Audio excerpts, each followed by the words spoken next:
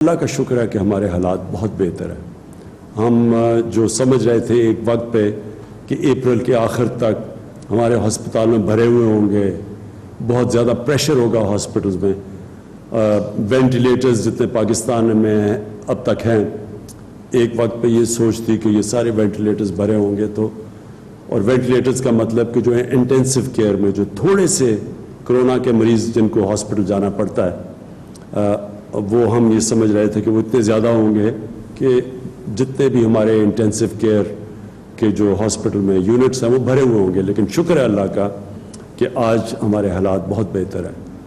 تو باقی دنیا سے آپ سب جانتے ہیں کہ اس وقت امریکہ میں کیا حالات ہیں، ان کے تقریباً جو آخری میں نے دیکھا تھا 60,000 لوگ تک مر چکے تھے، اور دو تین یورپین ممالک میں 20-20 ہزار لوگ اب تک مر چکے ہیں۔ میری کل پریزیڈنٹ روحانی ایرانی صدر سے بات ہوئی، اور ان کی ہمارے خطے میں سب سے زیادہ جو کرونا وائرس کا جو سب سے برا امپیکٹ پڑا، جس کا سب سے زیادہ نقصان ہوا، وہ جانی نقصان ہوا، وہ ایران میں تھا۔ ان کے تقریباً 5,500 یا 6,000 کے قریب ان کی فوتگیاں ہوئی تھیں، اور کافی زیادہ انفیکشن تھی۔ تو ان سے بھی میری بات ہوئی۔ آج میری پریزیڈنٹ سیسی جو ایجپٹ کے پریزیڈنٹ ہیں، ان سے بھی بات ہوئی۔ تو پہلے میں ایران کا آپ کو بتا دوں کہ ایران کے اندر انہوں نے فیصلہ کیا کہ صرف وہ بڑی گیدرنگز یعنی شادیاں، کالجز، سکولز، یونیورسٹیز، ان کو انہوں نے بند رکھا ہے، ریسٹورنٹس بند رکھے ہیں۔ باقی انہوں نے فیصلہ کیا کہ سارا کاروبار وہ اپنا چلا دیں ایران کے اندر، اور اس کی وجہ یہ ہے کہ وہ بھی جس طرح میں پہلے دن سے کہہ رہا ہوں، ان کو بھی یہ خوف ہے کہ کرونا سے ہم لوگوں کو بچاتے بچاتے باقی ملک کے اندر جو ان کے مزدور ہیں، جو بے روزگاری ہے، اس سے جو نقصان ہے وہ ان کا یہ خیال ہے کہ وہ کرونا سے بھی زیادہ ہے۔ تو لہٰذا انہوں نے اپنے سارے باقی کاروبار سارا انہوں نے فیصلہ کیا چلانے کا۔ مصر کے اندر انہوں نے پہلے دن سے فیصلہ کیا کہ وہی اسکول، کالجز، یونیورسٹیز جو بڑے بڑے جدھر بھی اجتماع ہوں، ان کو تو انہوں نے بند کر دیا، لاک ڈاؤن کر دیا، لیکن انہوں نے بھی اپنے جو جدھر زیادہ ان کے دہاڑی دار جو مزدور کام کرتے تھے، وہ انہوں نے پوری کوشش کی کھلے رہنے کی، جو ان کے بڑے پروجیکٹس تھے وہ چلنے دیے، کنسٹرکشن چلنے دی مصر کے اندر، اور ان کا بھی ہمارا طرح کا ہی اب تک اگر مصر اور ہمارا دیکھیں تو ایک ہی ہے۔ ہمارے جتنے بھی اموات ہوئی ہیں تقریباً ملتی جلتی ہیں، اور ان کے بھی معاشی حالات ہماری طرح کے تھے، برے تھے۔ انہوں نے بھی باہر سے قرضے لیے ہوئے تھے۔ تو ان سے پھر ہم نے جو بات چیت کی، تو ہمارا جو لاک ڈاؤن تھا ان سے زیادہ سخت تھا، لیکن اس کے باوجود جو جتنی اموات ہوئی وہ تقریباً ایک ہی ہیں، اور آگے ہم نے سوچا کہ ایک دوسرے کا ایکسپیرینس شیئر کر کے اسی طرح ہم آگے بڑھیں گے، کیونکہ آج کوئی بھی نہیں کہہ سکتا کہ یہ کتنی دیر تک چلے گا۔ اگر آج تھوڑا کنٹرول بھی کر لیں تو یہ آگے نہیں کوئی کہہ سکتا کہ ایک دم پھر سے ایک سپائک نہ آ جائے کہیں جا کے۔ 6 مہینے چلے گی، سال، کوئی کہتا ہے تب تک ساری دنیا کو بڑا سوچ سمجھ کے چلنا پڑے گا جب تک کہ کوئی ویکسین نہیں نکلتی کرونا وائرس کے علاج کے لیے۔ میں اب آپ کو وہ جو ہم اب تک کر کہہ رہے ہیں، کیونکہ ہم سب کو پہلے دن سے احساس ہے، میری ٹیم کو پوری طرح احساس ہے کہ جو دہاڑی دار اور جو ہمارے مزدور اور جو ہمارے ویٹرز جو ریسٹورنٹس میں کام کرتے تھے، جو ہمارے ٹیکسی والے، جو رکشہ والے، ہم سب کو یہ احساس تھا کہ جب لاک ڈاؤن ہوگا تو یہ سب سے زیادہ متاثر یہ طبقہ ہوگا۔ تو اس کے لیے پہلے تو ہم نے یہ ایمرجنسی احساس پروگرام کیا، جس کی میں خاص طور پہ ڈاکٹر ثانیہ نشتر کو مبارک دینا چاہتا ہوں، کیونکہ بڑا زبردست پروگرام کیا۔ کہیں بھی دنیا کے اندر اس طرح اتنے تھوڑے وقت میں اتنا زیادہ پیسہ اور مستحق لوگوں کو کہیں بھی نہیں ڈسٹریبیوٹ کیا گیا جو کہ اس پروگرام کے تحت کیا گیا۔ یہ واقعی ایک پاکستان کے لیے، ہماری گورنمنٹ کے لیے، میں سمجھتا ہوں بڑی فخر کی بات ہے کہ ایک ایسا پروگرام آیا جس نے پہلے تو کوئی امتیاز نہیں کیا گیا، کہ کوئی پولیٹیکل کنسیڈریشنز نہیں تھے، صرف اور صرف دیکھا گیا ڈیٹا کے تحت کہ کون غریب طبقہ تھا، ان کو پیسے پہنچائے گئے. یہ نہیں دیکھا گیا کہ کون سا ہمارا تحریک انصاف کا صوبہ تھا یا کون سا ہمارا مخالف تھا. سندھ کے صوبے کو سب سے زیادہ پیسے گئے احساس پروگرام سے، اور اللہ کا شکر ہے کہ یہ ایک مجھے خوشی یہ ہوئی کہ بہت جو مشکل وقت میں ہمارے نیچے لوگ حالات میں تھے، مجھے بڑی خوشی ہوئی دیکھ کے کہ ان تک پیسہ پہنچا. اب تک 66 لاکھ خاندان تک پیسہ پہنچ چکا ہے، 66 لاکھ خاندان تک. اور اب تک ہم نے پیسہ خرچ کیا 81 ارب روپیہ اب تک ڈسٹریبیوٹ ہو چکا ہے. اور ہماری پوری کوشش ہے کہ یہ 1 کروڑ 20 لاکھ خاندان تک انشاءاللہ اگلے ہفتے 10 دن تک پہنچ جائے گا. اور دوسرا جو پروگرام شروع کر رہے ہیں وہ جو میں پرائم منسٹر ریلیف فنڈ ہے. اب جو پرائم منسٹر ریلیف فنڈ ہے، میں نے فیصلہ کیا تھا کہ یہ جو پیسہ ہے یہ صرف ہم ان لوگوں کے لیے رکھیں جو کرونا کی وجہ سے بے روزگار ہوئے ہیں. تو اس میں ہم نے ایک بڑی سوچا کہ ہم کیسے پہنچ سکتے ہیں اتنے زیادہ لوگوں تک جو بے روزگار ہوئے. اس کے ہم نے 2 طریقے نکالے ہیں. ایک تو ہم پھر SMS کیمپین شروع کریں گے جس میں لوگوں کو یہ ثبوت دینا پڑے گا کہ یہ بے روزگار ہوئے ہیں. اس کا کوئی طریقہ نکال رہے ہیں کہ کس طرح ان کو ثبوت دینا پڑے گا کہ ان کی بے روزگاری کا. تو اس سے جو پرائم منسٹر ریلیف فنڈ میں آپ پیسہ دیتے ہیں، 1 روپیہ جو میں خرچ کروں گا ان لوگوں کی، یہ جو بے روزگار لوگ ہوئے ہیں، تو جو گورنمنٹ ہے، ہماری گورنمنٹ، وہ 4 روپیہ دے گی اس وقت. تو جو ہر 1 روپیہ مجھے آپ دیں گے ان بے روزگار لوگوں کے لیے، 4 روپے اسی کو میچ کرے گی پاکستان کی گورنمنٹ. اور اس کے لیے ہم نے پورا ایک پروگرام بنایا ہوا ہے. ایک تو SMS کے ذریعے ہم جو لوگ مستحق ہیں وہ ہمیں SMS کر سکتے ہیں. اور دوسری طرف جو ہماری ٹائیگر فورس ہے، ان کو ہم نے کہا ہے کہ ہر یونین کاؤنسل تک یہ جا کے اپنا ایک ڈیسک رکھیں اس یونین کاؤنسل میں، اور خود جا کے دیکھیں کہ کون کون سے لوگ بے روزگار ہوئے ہیں. اس میں کئی ایسے لوگ ہیں جو سفید پوش ہیں، جو سامنے نہیں آنا چاہیں گے. تو کیونکہ وہ ہر یونین کاؤنسل میں جو بھی ہمارے ٹائیگرز ہوں گے، وہ وہاں کے ہم جو امام مسجد ہوں گے ان سے، جو زکوٰۃ دیتے ہیں، یعنی ان سے وہ انفارمیشن گیدر کریں گے اور پتہ چلائیں گے کہ کون سے وہ لوگ ہیں جو متاثر ہوئے. اور میں پھر سے کہتا ہوں کہ اس میں کئی سفید پوش ہیں جو سامنے نہیں آنا چاہتے. وہ ہمارے خود جا کے لوگ لوکیٹ کریں گے، وہ فیڈ کریں گے ہمارے کمپیوٹر کے اندر، جو نادرا کے ڈیٹا بیس سے دیکھے گا کہ واقعی یہ مستحق ہے یا نہیں. اور اس کے بعد پھر یہ جو میرا فنڈ ہے اس کے ذریعے ہم ان کو پیسہ پہنچائیں گے. حماد اظہر اس کی آپ کو مزید ڈیٹیلز دیں گے کہ وہ ہم اس کے اوپر اور بھی جو ہم کر رہے ہیں، ایک اسمال اور میڈیم انڈسٹری کے لیے ایک بہت بڑا پروگرام لے کے آئے ہیں. تو اس کی ابھی ڈیٹیلز حماد اظہر دیں گے. اور میں آپ کو بھی مبارک دیتا ہوں حماد، کیونکہ یہ بڑا سوچ سمجھ کے یہ پروگرام لے کے آئے ہیں. اس کے بعد میں یہ چاہوں گا کہ معید آپ کو بتائیں. ایک بہت بڑا ہمارے لیے مسئلہ بنا ہوا ہے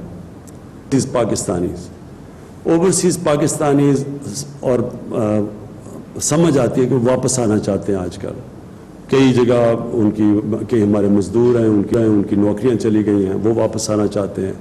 کئی جگہ ہمارے اوورسیز پاکستانیز دنیا میں پھنسے ہوئے ہیں. تو اس کے لیے میں نے معید کو کہا کہ پوری دیں کیا ہمیں مشکلات آ رہی ہیں. اس میں چاہتا ہوں کہ قوم کو پتہ چلے کہ ہاں گورنمنٹ کوشش پوری کر رہی ہے، لیکن اس میں کئی مشکلات آتی ہیں کہ کیوں ہم ان کو واپس نہیں لا سکتے. میں یہ سمجھتا ہوں کہ ہمارا جو بیرون ملک پاکستانی ہے، یہ ہمارا سب سے بڑا اثاثہ ہے.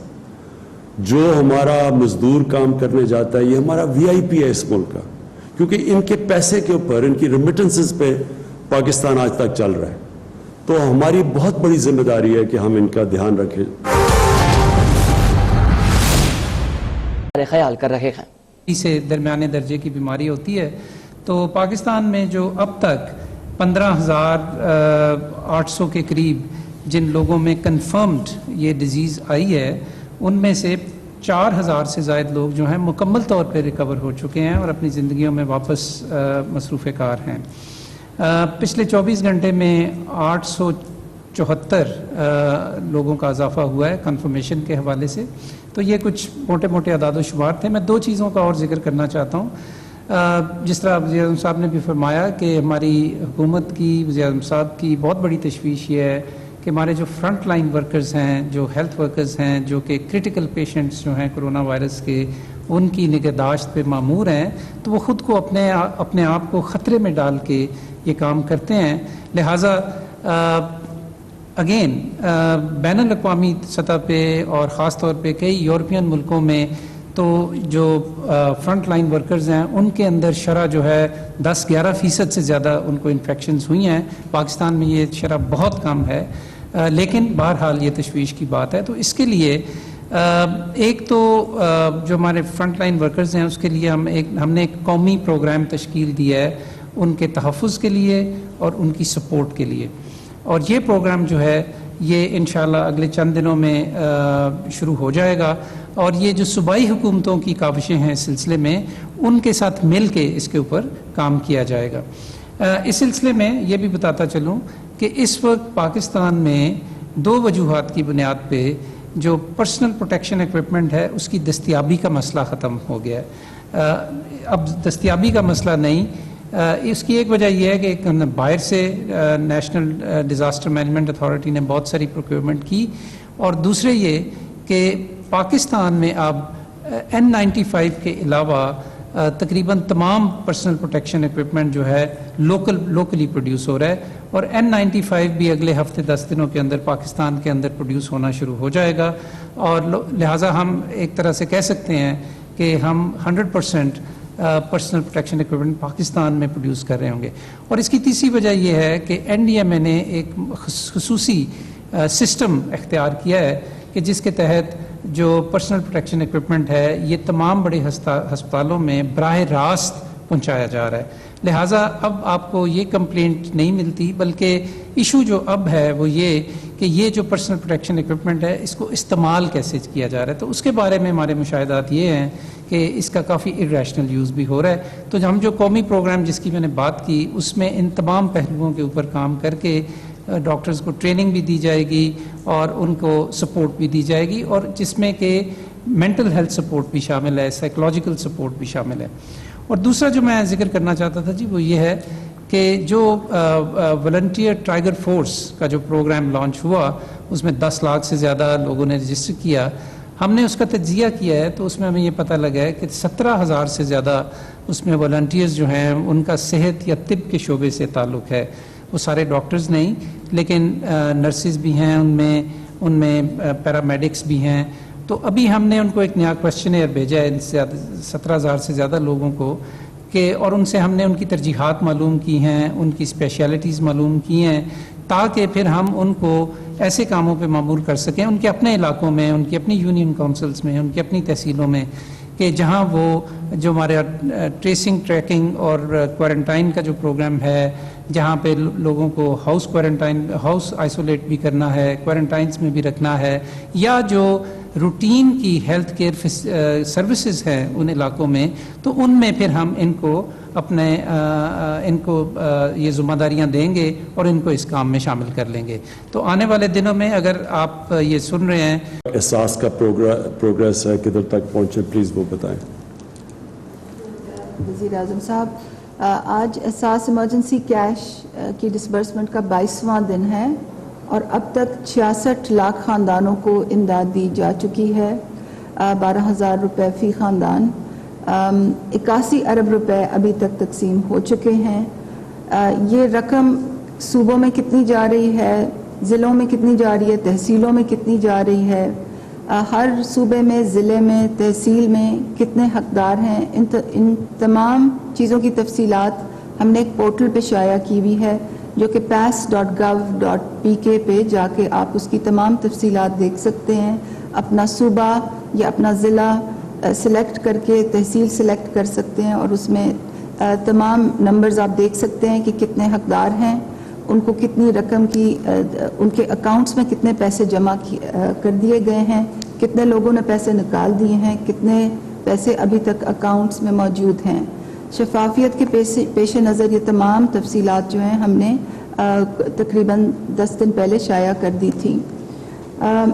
میں یہ بھی آج بتانا چاہتی ہوں کہ دوبارہ دہرانا چاہتی ہوں کہ ہماری 3 قسم کی کیٹیگریز ہیں. جو پہلی کیٹیگری تھی اس میں رقم کی ترسیل جو ہے وہ تقریباً پوری ہو گئی ہے. جو دوسری کیٹیگری ہے اس میں ابھی رقم کی جو تقسیم ہے ابھی جاری ہے, اور اس دوسری کیٹیگری میں تمام وہ لوگ ہیں جو کہ 8171 کی SMS اسکیم کے نتیجے میں ڈیٹا کی جانچ پڑتال کے نتیجے میں حقدار ٹھہرائے گئے ہیں. فی الحال پورے ملک میں گلگت سے لے کے کراچی تک 10,000 کیمپوں میں, سینٹرز میں, بینک ATMs پہ ان لوگوں کو رقم کی ترسیل اس وقت جاری ہے. یہ ایک بہت بڑا آپریشن ہے, اس میں ہمیں دشواریاں بھی سامنے آ رہی ہیں. روزانہ 5 بجے ہم میٹنگ کرتے ہیں اپنے. وزیر اعظم عمران خان وزراء اور ان کے معاونین اس وقت جو ہے اظہار خیال کر رہے ہیں.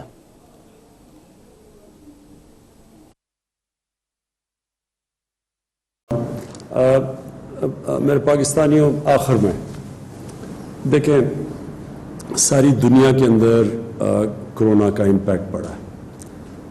زیادہ تر آپ نے امیر ملکوں کا دیکھ لیا. امریکہ کیا کر رہا ہے, کتنے انہوں نے پیسے اب تک ریلیف پیکج دیے ہیں. ان کے لیے آسان تھا بے روزگاروں کو پہنچنے کے لیے, کیونکہ ان کے سارے جو بے روزگار ہیں وہ رجسٹرڈ ہیں. ان کے ان امپلائمنٹ بیورو جو ہے وہ سیدھی طرح رجسٹر کرتا ہے, اور اس کے ذریعے حکومت کے لیے بڑا آسان ہے ان کے بینک اکاؤنٹس میں سیدھے چیک بھیج دیں. ہمارے جیسے ملک میں, پاکستان میں, جدھر زیادہ تر ہمارا جو مزدور ہے, جو دہاڑی دار ہے, وہ رجسٹرڈ ہی نہیں ہے. تقریباً 75% سے کوئی کہتا ہے 80%, اس کے بیچ میں وہ لوگ ہیں جو رجسٹرڈ نہیں ہیں, جو بھٹوں پہ کام کرتے ہیں, جو عام چھابڑی لگاتے ہیں. یہ سب لوگ متاثر ہیں. تو اس لیے ہماری جو میری گورنمنٹ کی پوری کوشش تھی شروع میں کہ جیسے ہی یہ ایک جب ہمیں لاک ڈاؤن کرنا پڑا تو سارا ہمیں یہ خوف آنا شروع ہو گیا کہ امریکہ اور یورپ کا تو اور پرابلم تھا. ان کے پاس تو کوئی پیسے کی کمی نہیں ہے, اور ان کے پاس اپنے یہ جو بے روزگار لوگ ہیں ان تک پہنچنے کی مشکلات نہیں ہیں, کیونکہ وہ سب رجسٹرڈ ہیں. لیکن ہمارے ملک میں تو یہ بہت ایک ہمیں خوف آ رہا ہے کہ کیا ہو رہا ہے اس گھر میں جدھر ایک سارا دن کام کر کے ایک چھابڑی والا یا ایک دہاڑی دار اپنے بچوں کا پیٹ پالتا ہے, وہ اگر بے روزگار ہو جاتا ہے اور 1 ہفتہ 2 ہفتے 3 ہفتے, تو ان کے لیے تو ان کے پتہ نہیں آیا, اللہ مدد کرے ایسے لوگوں کی کیا گزر رہی ہوگی ان کے اوپر. لہٰذا یہ پہلے تو احساس کیش پروگرام ہے. اس کے بعد یہ جو ہم نے یہ بہت بڑا پروگرام انشاءاللہ میں ہفتے کو اناؤنس کروں گا اور اس کی تفصیل آپ کو دوں گا. یہ بہت بڑا پروگرام ہے. کوشش یہ ہے کہ جو لوگ بچ جائیں, 1 کروڑ 20 لاکھ خاندان کو امیجیٹلی انشاءاللہ جو کیش پہنچ جائے گا. یہ جو ہمارا 12,000 کا پروگرام ہے, تو جو بچ جائیں گے انشاءاللہ وہ جو ہم اب رجسٹر کریں گے سیٹرڈے سے شروع کریں گے, اور پھر جو ہمارے یہ ٹائیگر فورس ہے یہ ہر یونین کاؤنسل میں جا کے ڈیسک رکھے کہ وہ رجسٹرڈ کرے گی ان لوگوں کو, اور ان میں سے کئی سفید پوش بھی ہیں جو مشکل میں ہیں, ان کو رجسٹر کرے گی. اور پھر ہماری پوری کوشش ہے کہ ایک آپ جو مجھے فنڈز دیں گے پرائم منسٹر ریلیف, یہ کرونا ریلیف میں, ایک وہ 1 روپیہ اگر وہ آئے گا ان کو دینے کے لیے بے روزگاروں کو, تو 4 روپے گورنمنٹ آف پاکستان دے گی اس کے ساتھ. 1 لاکھ اگر وہاں سے آئے گا تو 4 لاکھ 5 لاکھ ہمارے پاس ہو جائے گا پیسہ دینے کے لیے یہ جو بے روزگار ہمارے مزدور ہیں, سفید پوش لوگ ہیں. اور انشاءاللہ یہ بھی پروگرام شروع کریں گے. لیکن یہ کوشش یہ ہے کہ یہ ہم وہ وقت گزار لیں جب تک ہم لاک ڈاؤن کم کرتے جائیں. وہ جس طرح آپ کو دیکھ لیا کہ ہمارے ڈاکٹرز بیٹھے ہوئے ہیں, ڈاکٹر فیصل पूरे जो national command and control centre है, ऑपरेशन सेंटर है, वो हर रोज़ एवेल्यूएट करता है, उसके मुताबिक सूबों को भी साथ लेके चल रहे हैं। तो जैसे जैसे हम देखेंगे हम ये ईज डाउन करेंगे ताकि लोगों को रोज़गार मिले। कभी भी गवर्नमेंट इतने ज़्यादा लोगों तक नहीं पहुंच सकती, तो इन तक तो सिर्फ जब तक हम रोज़गार नहीं देते और हम रोज़गार के मौके नहीं फराम करते, जिस तरह कंस्ट्रक्शन है, जिस तरह इंडस्ट्री है, जिस तरह टेक्सटाइल है, तो तब तक तो पूरी तरह लोगों को ये रिलीफ नहीं मिलेगा। लेकिन अब से तब तक इंशाल्लाह कोशिश करें तक ज़्यादा से ज़्यादातर लोगों तक पहुंच सके। लेकिन आखिर में मैं ये कहना चाहता हूँ, ये जो मुश्किल वक्त है, ये एक पूरी कौम इसका मुकाबला करके जीतेगी। अगर गवर्नमेंट आपको सिर्फ कहती है कि जी अगर आप मस्जिदों में जाना है तो आप अपने अंदर फासले पैदा करें, सोशल डिस्टेंसिंग करें, और अगर आप नहीं करेंगे तो नुकसान तो हम सब का है। अगर हम जैसे जैसे खोलेंगे और हमें खोलना है, जिस तरह ईरान ने खोल लिया, ईरान के हमारे बहुत बुरे हालात हैं, उन्होंने ज़्यादा हमारे साथ से अपने मुल्क को खोल दिया कारोबार के लिए, और अगर मिस्र इस तरफ निकल गया है तो जाना तो हमने भी उधर है। लेकिन इसकी कामयाबी तब होगी कि अगर कौम मिल के खुद जिम्मेदारी ले, कौम जिम्मेदारी ले कि हमने खुद अपने ऊपर डिसिप्लिन करना है, हमने बचना है। ये बड़ी हमें पता है कि ये तेज़ी से फैलती है, जब ज़्यादा लोग इकट्ठे हो जाएं तो हमें खुद जिम्मेदारी लेनी पड़ेगी। और मुझे ये बड़ा बुरा लगता है कि हम हुक्म दें कि जी अगर मस्जिद में जा रहे हैं तो उनको मस्जिदें बंद कर दें, नमाजी वहाँ जाएं तो पकड़ के उनको जेल में डाल दें। एक जिम्मेदार कौम, एक आज़ाद कौम खुद जिम्मेदारी लेती है। उसको डंडे मार के वो काम करवाना जो कि उनकी अपनी बेहतरी के लिए है, वो एक जिम्मेदार कौम नहीं करती, एक आज़ाद कौम इस तरह नहीं करती। और मैं वही चाहता हूँ कि अपनी कौम, हम एक जिम्मेदार कौम बन के मुकाबला करें इसका, सब इकट्ठे मिल के इस मुश्किल वक्त से निकलें। मैं आपको अपनी हुकूमत से यकीन दिलाता हूँ कि सारा वक्त हम सोच रहे हैं, ये मुख्तलिफ जो चैलेंजेस आ रहे हैं ये लॉकडाउन की वजह से और कोरोना की वजह से, और इंशाअल्लाह मुझे इत्मीनान है कि अब तक अल्लाह ने हमारे बड़ा करम किया हमारे पे, और जिस तरह हम जा रहे हैं हम वो मुल्क होंगे जो कोरोना से सबसे बेहतरी से मुकाबला करके निकल सकते हैं। लेकिन लॉकडाउन के लिए ये जो लॉकडाउन के असरात हैं, इसका हमारे निचले तबके पे, कमज़ोर तबके पे, गरीबों पे ज़्यादा मुश्किल वक्त आया हुआ है, और हमारी सारी कोशिश ये है कि इनके ऊपर से कम बोझ पड़े। शुक्रिया और पाकिस्तान पाइंदाबाद। इस्लामाबाद में